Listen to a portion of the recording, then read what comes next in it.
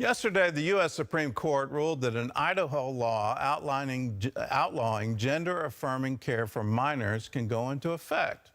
Well, that's good news for many parents whose children are questioning their gender. In some areas, the church is providing support for these families with ministries that offer resources and other practical help. Paul Petit reports. This is Jonathan West, who is now Jenna.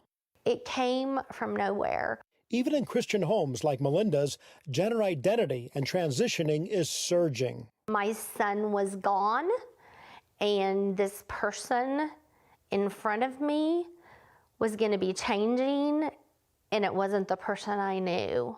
Long hair, nails, hormone therapy, all part of Jonathan's transition process. They went in and they took 2 inches off of each side of his collarbone, and they closed those together so that his shoulders would not be so broad. Melinda can't figure out how she missed it. She says Jonathan grew up as a typical boy, playing baseball and attending youth group. We really struggled on how to, as Christian parents, address this. Jean and Anita Eggman are helping parents like Melinda. The couple leads a Christian support group at Cross Church in Springdale, Arkansas.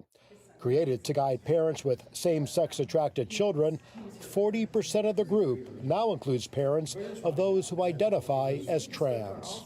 It's basically helping parents navigate through all this, maintaining their faith, and being able to stand on the Word of God, but also show the love of God to their loved ones. What we have seen, it's very unusual that someone reaches out for a support group right away. A lot of times they just try to work through it by themselves. About Hope is part of the National Hope Restorative Network. Jean and Anita's group meet confidentially every week in this room. Many join online from across the nation, and all of them are given the same tools, now helping Melinda deal with her transitioning son. When she first came to us, within the first few weeks, we were going through boundaries, creating healthy boundaries. And I remember her saying, I don't think I have any healthy boundaries. I don't have any boundaries. An online resource for parents is called parentsofrogdkids.com. ROGD stands for Rapid Onset Gender Dysphoria. I would say that every parent goes through, like, what did I do wrong? I certainly did. Started in 2017, the organization now has 3,000 members worldwide. It offers information to also help parents screen therapists who will not simply affirm their child's gender dysphoria. If you go to a gender therapist and they say, I'm confused, and they say, well, you're trans, and your problem is because your parents don't affirm you. Okay, well, that's just bad therapy. Melinda's support group has taught her what she's up against and how to navigate her relationship with Jonathan. What we see now is that how strong she's gotten, and That's awesome. she has learned it's okay to say no. He won't receive gifts from me because I won't buy him anything pink.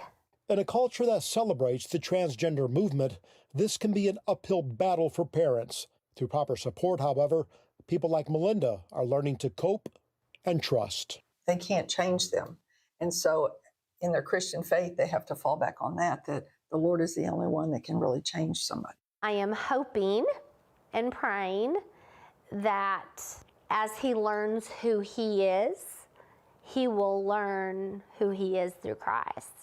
In Arkansas, Paul Petit, CBN News. Well, all of this gender affirming, if it affirms a question and what should be questioned in therapy, you wonder what's behind that. Why in the world would you affirm somebody going through that kind of radical change if there's any question about it? If they're not entirely sure. And you look at it, is there a profit motive? Are they going to be earning more money if they walk someone through this transition? For children, it should be absolutely up to parents what kind of therapy they get, what kind of medical treatment they get.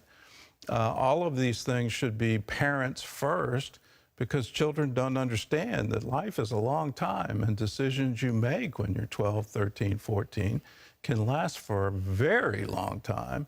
And if you change your mind in your 20s and 30s, you're changing it way too late. Well, for more information on resources available to parents dealing with this issue, all you have to do is go to our website, cbnnews.com.